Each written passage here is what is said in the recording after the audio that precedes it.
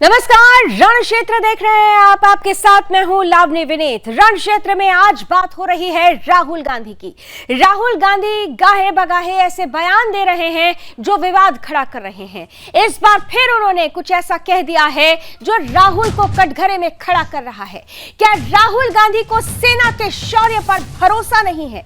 क्या राहुल गांधी को सेना के पराक्रम पर विश्वास नहीं है? हमें ऐसा इसलिए कहना पड़ रहा है, इसलिए पूछना पड़ रहा है क्योंकि राहुल गांधी जो लद्दाख के दौरे पर थे और उस दौरे के दौरान उन्होंने कहा कि दरअसल स्थानीय लोगों का हवाला देते हुए उन्होंने कहा कि जो वहां के रहने वाले हैं उन्होंने बताया है कि ग्रेजिंग जो जमीन है, जो चरवाहों की जमीन है, उस पर चीन ने कब्जा कर लिया है। अब सवाल यह है कि एक तरफ देश के प्रधानमंत्री नरेंद्र मोदी स्पष्ट रूप से कह चुके हैं कि 1 इंच जमीन भी चाइना के पास नहीं है। सेना स्पष्ट रूप से कह चुकी है कि गलवान के बलवानों ने चाइना को जिस तरीके से हार की धूल चटाई थी, चाइना की हिम्मत नहीं है कि भारत की धरती पर वो 1 इंच भी कदम रख सके। लेकिन ऐसे में राहुल गांधी का ये कह देना कि चाइना भारत के अंदर बैठा हुआ है, ये क्या सेना का अपमान नहीं है? सेना के पराक्रम का अपमान नहीं है? सेना पर आखिर राहुल गांधी भरोसा क्यों नहीं करते हैं? कभी कहते हैं कि पिटकर आ जाते हैं सेना के जवान, कभी कहते हैं कि चाइना धमक दिखा रहा है। ये सारी परिस्थितियां सेना पर सवाल खड़े करने वाली नहीं तो फिर और क्या है? या ऐसा कहा जाए कि 2024 से पहले, चुनावों से पहले राहुल गांधी हर मैदान को अपनी बैटिंग पिच समझ रहे हैं, लेकिन कई बार बैट्समैन गलती कर जाता है, बॉल को समझ नहीं पाता। और क्या राहुल गांधी से भी ऐसा ही कुछ हो रहा है? ऐसा तो नहीं कि राहुल गांधी के ऐसे बयान कांग्रेस के लिए सेल्फ गोल साबित हो जाएंगे। आखिर सेना के शौर्य पर सवाल खड़ा करके राहुल ने खुद पर कहीं सवाल तो नहीं खड़े कर लिए? ये तमाम सवाल होंगे आज रण क्षेत्र में। मेरे साथ इन सवालों का जवाब देने के लिए कुछ ही देर में जुड़ेंगे आज के कुछ खास अतिथि। कराऊंगी उनसे आपका परिचय, लेकिन सबसे पहले देखिए कि किस तरीके से राहुल की तरफ से निकले हुए ये शब्द बाण सेना के अपमान की तरफ बड़ा संकेत देते हैं। और जैसे ही ये बयान आता है, सियासी गलियारों में कैसे हलचल मच जाती है। यहाँ पे तो सब लोग कह रहे हैं कि चाइना की सेना घुसी है और इनकी जो पहले जो ग्रेजिंग लैंड होती थी वो ले गए हैं, वहाँ ये जा नहीं सकते हैं। तो यहाँ तो क्लियरली सब लोग कह रहे हैं। प्रधानमंत्री जी ने कहा 1 इंच जमीन नहीं गई, मगर वो सच नहीं है। तो ये तो यहाँ आप किसी से भी पूछ लीजिए, वो आपको बता देंगे। और राहुल गांधी जब आप लद्दाख की बात कर रहे हैं तो आज मुझे आपको 2 चीज स्मरण दिलाना है। आपके परनाना माननीय जवाहरलाल नेहरू के समय में चीन ने 62 के युद्ध के पहले और बाद में कितनी जमीन हथियाई थी, कुछ याद है आपको? दलाई लामा को किस तरह तिब्बत से भगाया गया था, कुछ याद है आपको? तिब्बत पर किस प्रकार से क्या क्या हुआ, कुछ पता है आपको? और आपके प्रधाना जी ने आकाशवाणी पे कहा था, मेरा हृदय आसाम के लिए रोता है। और कुछ ऐसे इलाके कब्जे में गए हैं जहां पर एक घास का टुकड़ा भी नहीं उगता है। राहुल गांधी जी, ये आपके परिवार का अतीत है, कृपया समझ लीजिए आप। और राहुल गांधी जी, आपको दूसरी बात मैं बताना चाहता हूं और इसको आप समझ लीजिए। आपकी सरकार की ऑफिशियल लाइन थी कि भारत चीन की सीमा पर लद्दाख से अरुणाचल तक सड़कें नहीं बनानी है, पुल पुलिया नहीं बनाने हैं, क्योंकि उससे चीन इरिटेट होगा। और मैं आपसे कहूंगा, एक बार देख लीजिए, आपके माननीय रक्षा मंत्री उस समय के AK एंथोनी का स्टेटमेंट है संसद के अंदर कि we don't want to irritate China by erecting infrastructure. चीन ने अपना कब्जा बना लिया है, उसके एविडेंस भी सामने आए हैं। लेकिन अगर हमारे डिफेंस मिनिस्टर, हमारे प्रधानमंत्री ये बात मानने को तैयार नहीं है, तो लगता है ये भारत माता के साथ एक प्रकार से हम लोग नाइंसाफी कर रहे, मैं बेईमानी नहीं बोलूंगा, नाइंसाफी कर रहे। कांग्रेस पार्टी ने हिंदी चीन भाई भाई का माला जप के 45,000 स्क्वायर किलोमीटर भारत माता की धरती को चीन को दे दिया अपने गिरेबान में झांके। तो राहुल गांधी ने सवाल खड़े कर दिए और जब सवाल खड़े किए तो राहुल खुद सवालों के घेरे में आ गए, क्योंकि बात यहां पर सिर्फ राजनीति की नहीं है, बात यहां पर देश के उन पहरेदारों की है, उन बलवानों की है, उन शूरवीरों की है जिनकी वजह से आज हम और आप आजादी के साथ स्वतंत्र होकर कुछ भी कह सकते हैं, निश्चिंत होकर सो सकते हैं, क्योंकि देश की सीमा पर वो रक्षक मौजूद हैं। राहुल क्या उन्हीं रक्षकों को सवालों के घेरे में खड़ा कर रहे हैं? और जब ये बात निकली है, सियासत भी सरगर्म हुई है और ये बात ऐसे समय में निकली है जब ब्रिक्स 22 से 24 अगस्त तक होने वाला है और इस शिखर सम्मेलन में खास तौर से भारत और चाइना के बीच में डायरेक्ट 1-to-1 मीट होने वाली है मोदी और शी जिनपिंग के बीच में। तो ऐसे में ये बयान जो निकला है बाहर राहुल गांधी के शब्दों से, उनके मुख से जो शब्द बाहर निकले हैं, वो कितना प्रभाव डालेगा, कितना असर करेगा, ये सब कुछ जानने के लिए आज मेरे साथ जो अतिथि जुड़ रहे हैं, आइए सीधे अब कराती हूं उनसे आपका परिचय। स्वागत करते हैं भारतीय जनता पार्टी का पक्ष रखने के लिए हमारे साथ आज इस पैनल का हिस्सा बन रहे हैं कैप्टन आईसी सिंह भदौरिया जी, बहुत स्वागत। कांग्रेस का पक्ष रख रहे हैं भरत सिंह जी, बहुत स्वागत। साथ ही साथ हमारे साथ देश के वीर सपूत हैं, जाने माने डिफेंस एक्सपर्ट, वीर चक्र प्राप्त कर्नल, रिटायर्ड कर्नल टीपीएस त्यागी सर, जय हिंद सर। आप तीनों का बहुत बहुत स्वागत कर रही हूं। और सबसे पहले देखिए त्यागी साहब, आपके साथ शुरुआत करती हूं, इसलिए आपके साथ शुरुआत कर रही हूं क्योंकि जब मैं पॉलिटिकल बॉडीज के पास जाऊंगी तो बहुत सारे आरोप प्रत्यारोप होंगे, लेकिन जो सच है, सच के आईने पर पड़ी हुई धूल को हटाने का काम इस देश का एक महत्वपूर्ण सैनिक कर दे। उस बुद्धि पर जो धूल जम गई है, जो सेना पर ही इनडायरेक्टली बार बार प्रहार कर देते हैं राहुल गांधी, उस धूल को कायदे से अब वीर सैनिकों को ही हटाना चाहिए, क्योंकि भारतीय जनता पार्टी अगर कुछ कहेगी तो वहां पर आरोप प्रत्यारोप शुरू हो जाएगा, लेकिन सेना अगर कुछ कहेगी तो देश विश्वास के साथ, उस भरोसे के साथ अपने आप को निश्चिंत समझेगा, जो राहुल गांधी नहीं समझ पा रहे हैं। सबसे पहला कमेंट टीपीएस साहब आपका। देखिए, राहुल गांधी जी को भी और लोगों को भी एक बात समझनी चाहिए, एलएसी और एलओसी में फर्क है। पाकिस्तान के साथ जो लाइन ऑफ कंट्रोल है वो चाइना के साथ जो लाइन ऑफ एक्चुअल कंट्रोल है डिफाइन नहीं।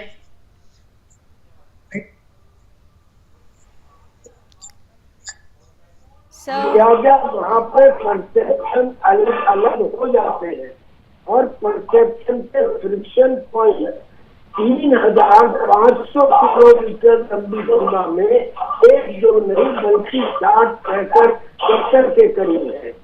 ग्रेजिंग लैंड के ऊपर हो सकता है कि कुछ दिनों बाद एक वीडियो दिखाया जाए जहां लोग कह रहे हो कि हमको ग्रेजिंग पॉइंट पर अपने पशुओं को ले जाने नहीं दिया जा रहा चाइना के पीएनए के कॉन्ट्रैक्ट के द्वारा।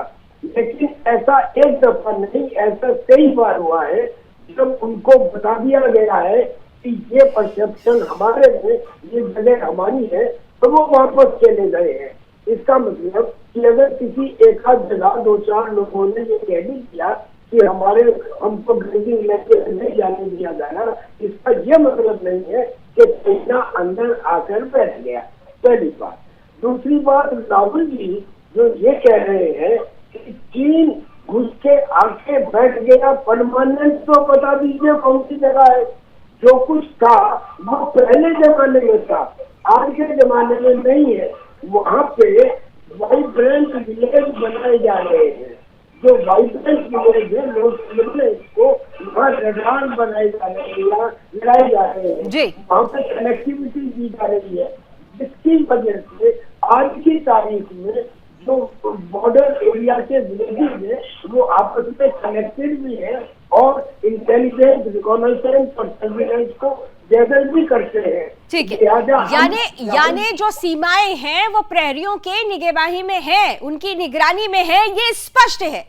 मैं भरत जी अब आपके पास आ रही हूं। देखिए, भारतीय जनता पार्टी के प्रवक्ता से अगर मैंने ये प्रश्न पूछा होता तो आप उसको पॉलिटिकल नजरिए से देखते और उस बात को आप अपनी राय रखते, लेकिन सबसे पहला प्रश्न मैंने इसीलिए वीर चक्र प्राप्त रिटायर्ड कर्नल टीपीएस त्यागी साहब से कर लिया कि वो जो धूल जमी हुई है ना, उसे वो हटा दिया। उन्होंने स्पष्ट कर दिया कि देखिए, परसेप्शन होता है और उस परसेप्शन को लेकर अगर आप ये कहें कि चाइना आकर भारत के अंदर बैठ गया है साहब, तो ये सीधा सीधा सेना के शौर्य पर ही सवाल होगा।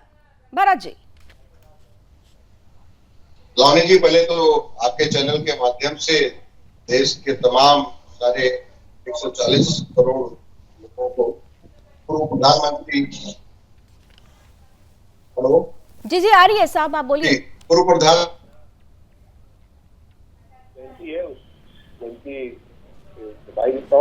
हेलो भरत जी आप बोलिए, आपकी आवाज बिल्कुल क्लियर आ रही है सर, बिल्कुल क्लियर आ रही है जी। देखिए, आपने कहा कि राहुल जी कटघरे में है,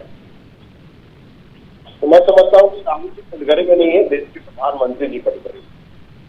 तो कटघरे में इसलिए है कि राहुल जी ने कभी भी उस पूरे वाक्य में आप देखिएगा, हमारे नौजवानों के ऊपर, देश के जो जवान हैं, कहीं भी उनके ऊपर आक्षेप नहीं किया और न कहीं भी उन्होंने जवानों के विषय में कुछ कहा। उन्होंने मीडिया से बात करते समय कहा कि चाइना घुसे हुए हैं, ये बताने वाले वहां के स्थानिक लोग हैं और आप उससे पूछ सकते हैं, आप बात कर सकते हैं। तो इस तरह से परसेप्शन तैयार करना आपके माध्यम से कि राहुल जी बार बार जो है देश के जवानों पे, मैं त्यागी जी का बहुत सम्मान करता हूं, उन्होंने देश के लिए बहुत कुछ किया है, लेकिन अगर देश की सुरक्षा की बात आती है तो देश के प्रधानमंत्री का ये जवाबदारी होता है। मैं तो कहता हूं कि हमारे देश के जवान जो है बहुत ही पराक्रमिक और वीर हैं। चीन तो क्या, चीन जैसे 10 चीन को भी धूल चटाने की ताकत रखते हैं हमारे नौजवान। हाँ, तो फिर तो ये बात कहनी ही नहीं चाहिए थी ना, फिर तो ये बात कहनी ही नहीं चाहिए थी। आप ये कह रहे हैं परसेप्शन। साहब, आप ना चाकू को सेब पर गिरा दीजिए या सेब को चाकू पर गिरा दीजिए। ये ना, ये आप जो कहने की कोशिश कर रहे हैं ना कि वहां स्थानीय लोगों ने बताया ग्रेजिंग लैंड पर आ गए हैं, कैसे आ गए हैं, यानी कहीं ना कहीं से आप सेना के शौर्य पर ही सवाल खड़ा कर रहे हैं। परसेप्शन आप कहां से खड़ा क्रिएट करने की कोशिश कर रहे हैं कि देश की जनता, सर ये देश की जनता ना बहुत स्मार्ट है। आप देश की जनता स्मार्ट है कि आप कहना क्या चाहते हैं? आप राजनीति करिए, खूब राजनीति करिए। नहीं, आप खूब राजनीति करिए, आप प्रधानमंत्री पर सवाल उठाइए, राजनीति करिए, भारतीय जनता पार्टी पर जो आपको सवाल उठाना उठाइए, लेकिन देश के सैनिक पर, सेना पर अगर आप सवाल उठाएंगे तो सब सवाल आप पर खड़े हो जाएंगे। तो हम तो जवाब ही नहीं दे पाएंगे। नहीं तो आप दीजिए ना, आप तो उनकी कही हुई बात को डिफेंड कर रहे हैं।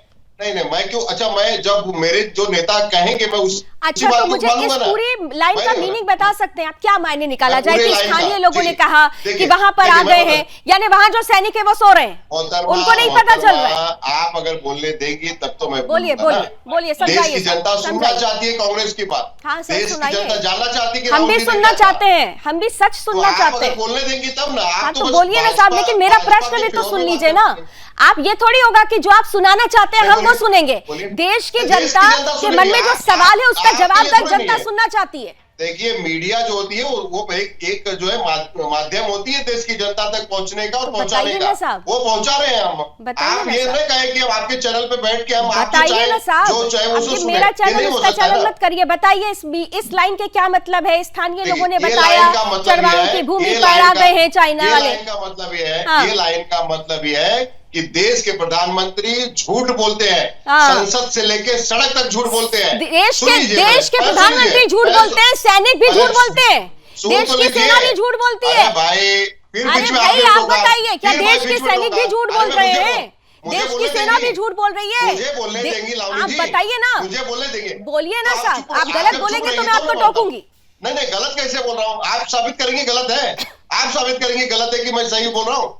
मैं कहता हूँ कि देश की, मैं साबित कर रहा हूँ ना, आपको कर्नल टीपीएस साहब ने कहा ना, आप दिखाइए, वो विजुअल्स दिखाइए, वो प्रूफ दीजिए। आप अपने चैनल के रिपोर्टर को लद्दाख भेजिए और जनता से पूछिए, वहां की जनता से क्या चाइना के लोग वहां पे घुसे कि नहीं? सर हमारे रिपोर्टर वहां पे होकर आ गए, हमने 15 अगस्त पर स्पेशल रिपोर्ट भी दिखा दी सर। हम अपने सैनिकों पर कोई शंका नहीं रखते, हम उन पर अविश्वास नहीं रखते, हम अविश्वास नहीं रखते, क्योंकि हमें पता है वो ये जो आप जिस तरीके की आप बातें कर रहे हैं ना, देखिए सेल्फ गोल हो जाएगा ना भरत जी, चीजों को समझिए। आप लोगों की बातें आप लोगों के लिए सेल्फ गोल हो जाएगी। प्रधानमंत्री कटघरे में खड़े हैं, कटघरे में देश के प्रधानमंत्री को खड़ा किया जाएगा। अगर जब ऐसा वाकया आएगा तो देश के प्रधानमंत्री खड़े हैं। हमारे देश के जवान जो है वो खड़े नहीं है, देश के जवान सक्षम है धूल चटाने के लिए, देश के जवानों पे कोई उंगली नहीं उठा रहा है। लेकिन अगर आप कहेंगे तो देश के प्रधानमंत्री अगर चाइना से आंख लाल करके बात नहीं कर सकते, झूला झूलने की बात करते हैं ना, वो कर सकते हैं, लेकिन चाइना से लाल आंखें करके बात नहीं कर सकते देश के प्रधानमंत्री। आईसी भदौरिया जी, प्रधानमंत्री की बात कर रहे हैं, सरकार की बात कर रहे हैं, जब सेना के बारे में पूछ रही हूं क्योंकि सब तो सेना के हाथों में है, हम तो विश्वास करते हैं। लावनी जी मेरी आवाज आ रही है आपको? बिल्कुल आ रही है सर, बोलिए। लावनी जी सबसे बड़ी बात यह है कि कांग्रेस आज इतनी हताश हो चुकी है कि उसे यही पता नहीं चल रहा है कि देश का अपमान कर रहे, सैनिकों का अपमान कर रहे। और 15 अगस्त को लाल किले से जब से मोदी जी ने कहा है कि अगले साल भी हम ही यहाँ से संबोधित करेंगे, तब से इनके ज्यादा बौखलाहट और ज्यादा बढ़ चुकी है कि इन्हें अब बिल्कुल मालूम हो गया कि इस देश में अब हमारे लिए कहीं कोई जगह नहीं बची है। अरे जनाब, कम से कम देश की सेना को तो बख्श दिया करो, राजनीति करने के लिए बहुत फील्ड पड़े हैं। आप झूठ पे झूठ कितना झूठ परोसोगे देश की जनता को? जनता समझ चुकी है कि हमारे देश की जो सेना है उसका कितना बड़ा पराक्रम है। आपकी टीवी चैनल पे ही मैं देख रहा हूँ, एक सीन चल रहा है जो गलवान में जो हुआ था, जो आप उसमें डंडा मारी, तो हमारी सेना ने हमने किस तरह से उनको पीटा था, तो उनको भागने पे मजबूर कर दिया था, दबा के पीटा था। और फिर भी ये कह रहे हैं कि इस तरह से बताया, वो वहां के बॉर्डर के लोग आ गए, ग्रामीण आ गए। अरे राहुल गांधी, आपके पास कौन से ग्रामीण आते हैं? आपके पास कौन सा सूचना तंत्र है जो आपके पास सीधा चला आता है? या इसका मतलब तो फिर आप जासूस हैं चाइना के, जो चाइना से आपको सीधी बातें मिलती हैं। तो लावनी जी ये बौखलाए हुए हैं, इन्हें आप इस टाइम इतने अंधे हो चुके हैं कि इन्हें ये समझ नहीं आ रहा कि हम अपने देश का अपमान कर रहे हैं, अपने संविधान का अपमान कर रहे हैं, और सबसे बड़ी बात हमारी जो देश की अंतरिम शक्ति सेना है उसका अपमान कर रहे हैं इस तरह की बातें करके। वो ये कह रहे हैं सेना पर तो हम भरोसा रखते हैं, लेकिन हम प्रधानमंत्री की बातों पर भरोसा नहीं रखते। तो प्रधानमंत्री को तो सेना से ही सूचना तमाम मिलती है, परिस्थितियां वो देखते हैं, तो सेना ही तो इन्फॉर्म करती है। लेकिन वो कह रहे हैं भाई वो एक तरफ तो कान पकड़ रहे हैं, दूसरी तरफ घुमा कर नहीं जाना चाह रहे। लावनी जी, मैं वही इनसे जानना चाहता हूं कि सेना, आप प्रधानमंत्री से बात कर सकते हैं, आप राजनीतिक पार्टी विपक्ष में, मगर आप सेना के ऊपर आप इस तरह का लांछन लगाते हैं, ये बिल्कुल अच्छा नहीं है। एक काउंटर जवाब। देखिए, भाजपा के प्रवक्ता महोदय जिस तरह से कह रहे हैं कि लाल किले से देश के प्रधानमंत्री ने कहा कि मैं फिर आऊंगा अगले बार, तो उनसे देश के प्रधानमंत्री को देवेंद्र फडणवीस महाराष्ट्र के मुख्यमंत्री से एक बार पूछ लेना चाहिए। वो इसी तरह से चिल्ला रहे थे कि मैं फिर आऊंगा, मैं फिर आऊंगा, मैं फिर आऊंगा, और फिर आऊंगा डीसीएम बन के आए। तो देश के प्रधानमंत्री को ये घमंड नहीं करना चाहिए, और देश की जनता घमंड उतारने के लिए सक्षम है। और कहीं ऐसा ना हो कि जो है आप विपक्ष में बैठे, देश की जनता आपको बैठाएगी, एक चीज। और दूसरा आपने तो तीनों ने मिलकर जो गठबंधन बनाया, जो ठगों का गठबंधन बना, इस तरह से महाराष्ट्र को लूटा, मैं तो आपके बीच में टोका टोकी नहीं किया था। अब जरा शांत बैठिए, पानी पिलाइए इनको, मैं मेरे जवाब दे दूं। इस उगाई में जेल में गए, तुम्हारा पानी पिलाइए। इन्होंने और कहा आप कि देश के किसान हमने कहा करके दिखाया, मिला देश के किसान। अरे महोदय, देश के किसान, देश के नौजवान भारत जोड़ो यात्रा में बहुत बड़े बहुमत से बना रहे हैं। ये तो आपकी सोच है, देश के नौजवान आपकी किसान, सोच है, आपका जनता नकार चुकी है। देश के राहुल गांधी को अब जनता देश की जो नेता नहीं मानती है। राहुल गांधी को एक लोग कॉमेडी के हिसाब से देखने लग गए, मनोरंजन के हिसाब से देखने लग गए। इससे ज्यादा राहुल गांधी को कोई नहीं मान रहा है। जनाब, भारतीय जनता पार्टी ने जो वहाँ कैप्टन साहब एक सेकंड, भरत जी एक सेकंड, भरत जी आप हो या फिर कैप्टन आईसी सिंह भदौरिया हो, आप दोनों ही जवान की बात भी कर रहे हैं, किसान की बात भी कर रहे हैं। लेकिन भरत जी, जब हम जवान और किसान की बात करते हैं ना, तो हमको थोड़ा सा राजनीति से ऊपर उठकर देखना होगा।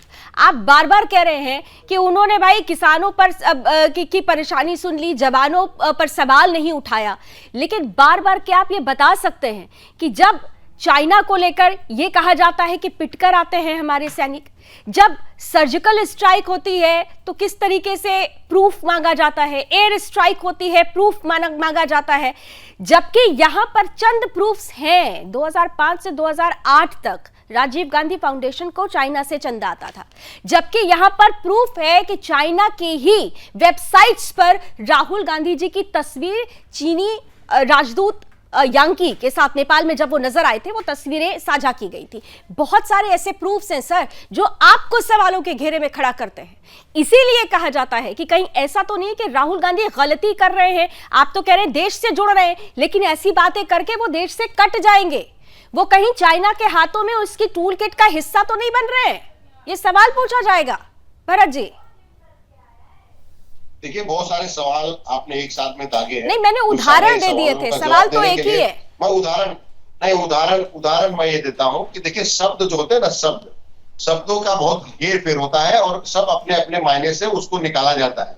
तो आप लावली जी अपने हिसाब से अपना अर्थ निकालेंगे, मैं मेरे हिसाब से अपना अर्थ निकालूंगा, राहुल जी अपने हिसाब से निकालेंगे, कैप्टन साहब अपने हिसाब से निकालेंगे। तो देखिए, राहुल जी ने कभी भी देश के जवानों के विषय पे कभी भी उंगली नहीं उठाई। हमने भी सरकार चलाई है, हमने भी 55 साल सरकार चलाई है, हम देश चलाए हैं। हमें पता है कि हमारे देश के जवान कितने सक्षम और कितने बहादुर हैं। आपने तो देश चलाया 70 सालों तक, 43,000 स्क्वायर किलोमीटर चला तो गया। अक्साई चीन पर क्यों नहीं बोलते हैं आप लोग?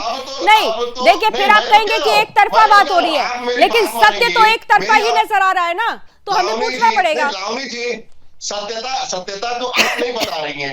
जब आप कहती है कि 40,000 फुट आपके राज्य में चला गया था, तो 1 लाख फुट आज इनकी सरकार में गया। आप इनसे सवाल पूछिए ना। हम तो कह रहे हैं ना, हमको प्रमाण, देखिए विपक्ष प्रमाण चाहिए ना आपको, मुझसे ज्यादा। मेरी बात पर भरोसा आप शायद ना करें, लेकिन आप कर्नल साहब की बात पर तो भरोसा करेंगे ना। प्रमाण जरा दे दीजिए कर्नल साहब। नहीं, आप लोग भाई, आप बीजेपी को नहीं सुनना चाहते, आप मुझे नहीं सुनना चाहते, मुझे कह देंगे कि आप लोग तो भाई बीजेपी के प्रवक्ता बन जाते हैं। तो चलिए, मुझे मत सुनिए, आईसी साहब को मत सुनिए, लेकिन इस देश के सैनिक को तो सुनेंगे ना, उस पर तो भरोसा कर लीजिए साहब। 2 सेकंड 10 सेकंड दिया आपको, बोल लीजिए। 10 सेकंड। मैं हमारे रक्षा विशेषज्ञ जो त्यागी जी बैठे हैं, मैं बहुत सम्मान करता हूं इनका, और यही वजह है कि आज जो ये इन्होंने जितने भी हमारे जो देश के जवान है ना, जो बॉर्डर पे हमारी सुरक्षा के लिए है, आज शायद हम लोग आराम की चैन की नींद सोते हैं। लेकिन देश के प्रधानमंत्री अगर देश चलाते हैं तो उनसे सवाल पूछा जाएगा। और सवाल पूछा जाएगा, सवाल पूछिए ना, फिर मुझे आपको टोकना पड़ेगा कि पूछिए प्रधानमंत्री से सवाल, पूछिए सरकार से सवाल, लेकिन सेना से सेना पर अगर सवाल कर देंगे ना साहब, तो सवाल आपसे पूछा जाएगा। और जितना आप लोग सम्मान करते हैं, आपके ही नेता गली के गुंडा कह चुके हैं सेना प्रमुख को। ये भी एक तस्वीर है जो जिस पर धूल जम गई थी, अभी मैंने हटा दी है। बहरहाल प्रमाण दे दीजिए कर्नल साहब। बहुत सारे प्रमाणों की जरूरत हो रही है। प्रधानमंत्री तो सवाल कर रहे हैं, लेकिन सेना पर सवाल खड़ा करके खुद सवालों में आ रहे हैं, लेकिन ये नहीं मानेंगे। सीधी लाइन है। राहुल गांधी कहते हैं कि चरवाहों की भूमि पर, स्थानीय लोग ये कह रहे हैं कि वहां पर चीन का कब्जा हो गया। तो कब्जा कैसे हो सकता है? तभी हो सकता है ना जब वहां पर कोई सेना ही नहीं हो, सैनिक ही नहीं हो, वहां ध्यान नहीं दिया जा रहा हो। इसका मतलब कि सेना को आप सवाल कर रहे हैं। भरत सिंह जी बड़े विद्वान है, हम आपसे बड़ी कदर करते हैं, पर मुझे ये बताइए कि इस सेंटेंस का दूसरा मीनिंग क्या हो सकता है? यानी कि अगर ग्रेजिंग लैंड से चाइना आ गया है, तो प्रधानमंत्री जी तो वहाँ नहीं गए थे उन्हें बुलाने के लिए। इसका मतलब ये कि वहाँ पे सेना जो है वो ना रही होगी, या सेना ने आने दिया होगा। और क्या सेना ऐसा कर सकती है? सेना के बारे में हम जानते हैं, हमने आपको बता दिया कि ये एक परसेप्शन का मामला है।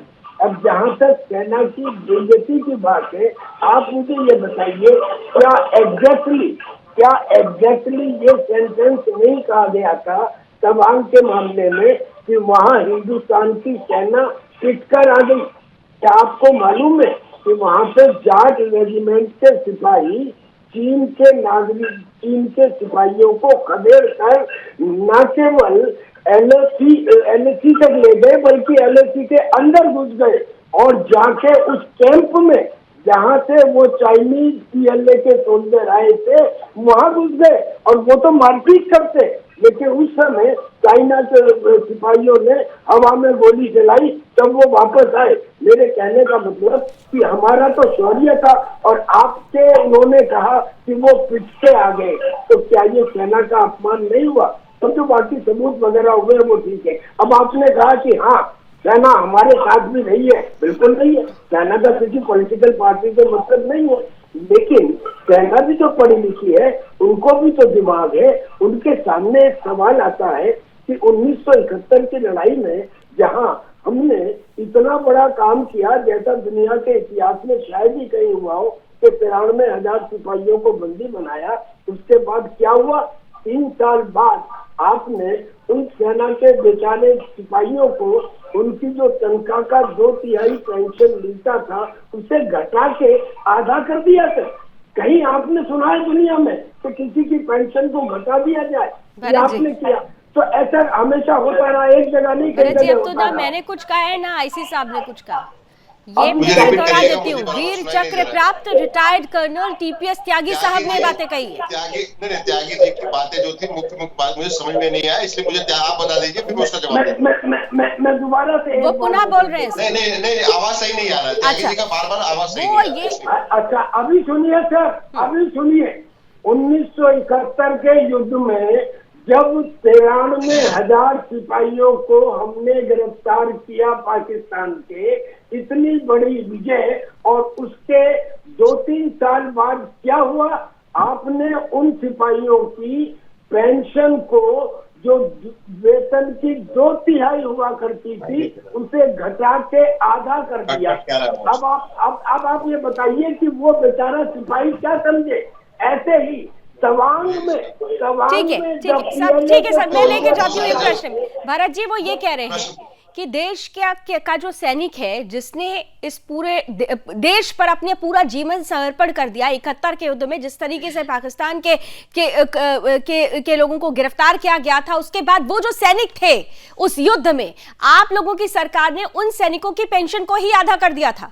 जो इस युद्ध में शामिल हमारे देश के सेना के जवान थे उनकी पेंशन को आप लोगों ने आधा कर दिया। यानी सेना को लेकर आपने हमेशा से ऐसा रुख अख्तियार किया है, ऐसा रवैया अपनाया है जो सवालों के घेरे में है। मैं इसमें बता रहा हूँ। त्यागी जी एक सेकंड सर, वो जवाब दे रहे हैं, कर्नल साहब वो जवाब दे रहे हैं, फिर मैं आईसीसी के पास जाऊंगी। त्यागी साहब मुझे बताइए कि आज किस सरकार में आप बैठे हैं? सुन तो लीजिए आप सुन तो लीजिए। एक सेकंड, मैं ये कह रहा हूँ, क्या मुझे ईमानदारी से बता दीजिए क्या यही सेंटेंस नहीं कहा गया था कि हिंदुस्तान की सेना तवांग में चीन के सोल्जर से ठीक है त्यागी साहब वो जवाब दे रहे हैं, त्यागी साहब ठीक है वो जवाब दे रहे हैं, ठीक है। भरत जी पेंशन की आप बात करते हैं त्यागी जी, हमारी सरकार थी पिछले 55 सालों से पेंशन दे रही थी। हमारी सरकार थी जवानों को जो पेंशन देती थी और आज भी दे रही है। ये बीजेपी की सरकार ने पेंशन तक रुका दिया था। आज देखिए हिमाचल प्रदेश में हमने क्या किया। हम आज जो है पेंशन देने की बात अगर आती तो हमने दिया है, भाजपा नहीं देती। भाजपा तो कहती है कि नौजवानों को 4 साल की नौकरी देंगे, आपको 4 साल के कॉन्ट्रैक्ट पे रखेंगे। आप त्यागी जी जितना 1971 की जो बात कर रहे हैं उस बात से 1970 से लेके अभी तक पेंशन किसने आपको दिया बताइए? आधा आप कहते कर दिया, हमने तो आधा दिया, लेकिन ये सरकार ने क्या किया पता है आपको? बताइए ना कि आपको पेंशन मिला था क्या? भारत जी, सारे पेंशन पेंशन दिया, तो बंद आपके किसने लिए किया? पेंशन दिया तो पेंशन के साथ साथ अपने शब्दों से अपमान भी किया, ये भी सत्य है। नहीं, कोई कुछ अपमान बातें नहीं किया है। जी तब हम गलवान में त्यागी पिटकर जी, आए हैं, जिस त्यागी तरीके के जी, शब्दों का मैं बार बार त्यागी बोलना जी, भी नहीं नहीं, चाहती है फिर मैं सब, कह लेकिन रहा हूं आईसी कि सिंह पीठ साहब, के आने के कैप्टन बड़े साहब शब्द आपके के पास आ रही, पकड़ के चलेंगे, ठीक। शब्दों का बहुत सारे कैप्टन अर्थ साहब निकाले आपके जाते हैं, पास, लालू हाँ आप जी, सही कह रहे हैं, आपने अपने शब्दों के हिसाब से बहुत निकाला। मायने होते हैं, शब्दों के बहुत मायने होते हैं। इसीलिए पूछा जा रहा है कि जब राहुल गांधी ये कहते हैं कि जमीन पर ग्रेजिंग लैंड पर आ गई है, चीनी लोग आ गए हैं, तो इस वाक्य का मतलब है, अगर कहते हैं कि सेना के जवान पिटकर आते हैं तो इसके मायने, संकेत, संदेश बड़े होते हैं। इसीलिए सब पूछा जा रहा है। अगर आपकी ही पार्टी के नेता सेना प्रमुख को गली का गुंडा कहते हैं तो शब्दों के मायने होते हैं सर, संदेश और संकेत स्पष्ट होते हैं, इसीलिए पूछा जा रहा है। Captain IC Singh ji, captain IC Singh ji. Lavani जी, जब देश आजाद हुआ था तो नेहरू जी ने उस टाइम कहा था कि हमें सेना की जरूरत नहीं है, हम तो पुलिस से काम चला लेंगे। मगर वो पड़ोसी देश ने जब डंडा डाला तब इन्हें पता चला कि सेना की जरूरत है। फिर भी सेना को जिस तरह से तवज्जो देना चाहिए उस तरह से इन्होंने नहीं दिया शुरू से। राजीव गांधी कार्यकाल में क्या हुआ था? राजीव गांधी में हमारा नेवी का सबसे बड़ा बेड़ा जो विराट NS विराट था, उसको राजीव गांधी एक आयरलैंड पे पिकनिक पे ले गए थे 17 सालों को बिठा के, और 3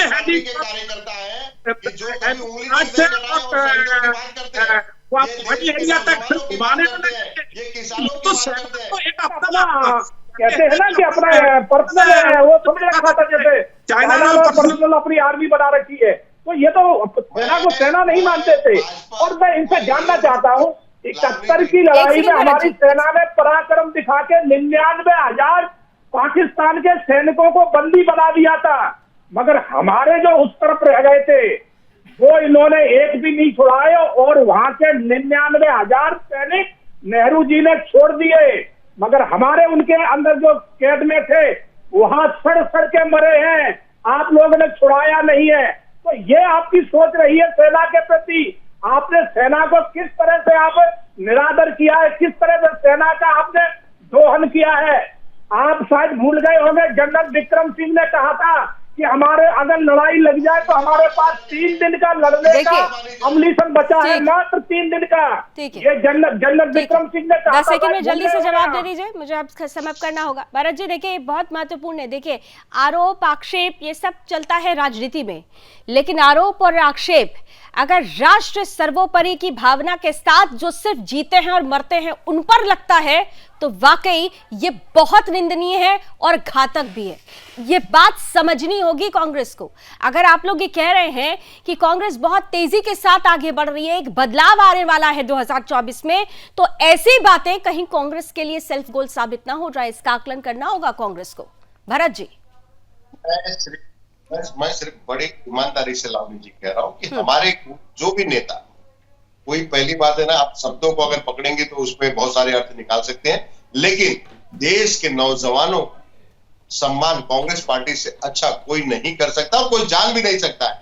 जो देश के जिस प्रधानमंत्री, दो प्रधानमंत्री ने, कांग्रेस के प्रधानमंत्री ने अपनी जान शहादत दी इस देश पे, वो हमसे भाजपा के लोगों से सीखना पड़ेगा। भाजपा के लोग हमको सिखाएंगे। आप किसी से मत सीखिए, आप किसी से मत सीखिए, बस आप सेना का अपमान करने से बचिए। राजनीति खूब करिए लेकिन सेना का अपमान करने से बचिए। चलिए, समय की सीमाएं हैं, मुझे बार बार समाप्त करने के लिए कहा जा रहा है। थैंक यू सो मच, आप सभी हमारे साथ जुड़े। कुल मिलाकर देखिए, इतना जरूर है कि राहुल गांधी ने जिस तरीके का बयान दिया है, अब भले ही तमाम जो कांग्रेस की ब्रिगेड है वो ये कहती रहे कि गलत मायने निकाले जा रहे हैं, लेकिन जो मायने निकल रहे हैं वो स्पष्ट रूप से बता रहे हैं कि सेना के बहाने सरकार को, प्रधानमंत्री नरेंद्र मोदी को वो निशाने पर तो लेना चाह रहे थे। राजनीति में राहुल गांधी ऐसा कर सकते हैं, ये उनका अधिकार है, राजनीति ये कहती है, लेकिन राष्ट्रनीति ये नहीं कहती। राष्ट्रनीति कहती है कि राष्ट्र सर्वोपरि की भावना को ध्यान में रखकर जो प्रहरी इस वक्त अपनी जान की बाजी अपने देश पर लगा रहा है, हमारी और आपकी सुरक्षा के लिए अपनी जान की बाजी लगा रहा है, उसका अपमान ये देश कभी भी बर्दाश्त नहीं करेगा। और अगर राहुल गांधी ऐसा कर गए हैं तो कहीं राहुल गांधी ने बड़ी गलती तो नहीं कर दी। लोग पूछ रहे हैं कि राहुल गांधी आखिर सेना से माफी कब मांगेंगे, इंतजार रहेगा। अभी बस इतना ही। देश और दुनिया की तमाम खबरों के लिए आप जुड़े रहिए सुदर्शन न्यूज के साथ। जय हिंद।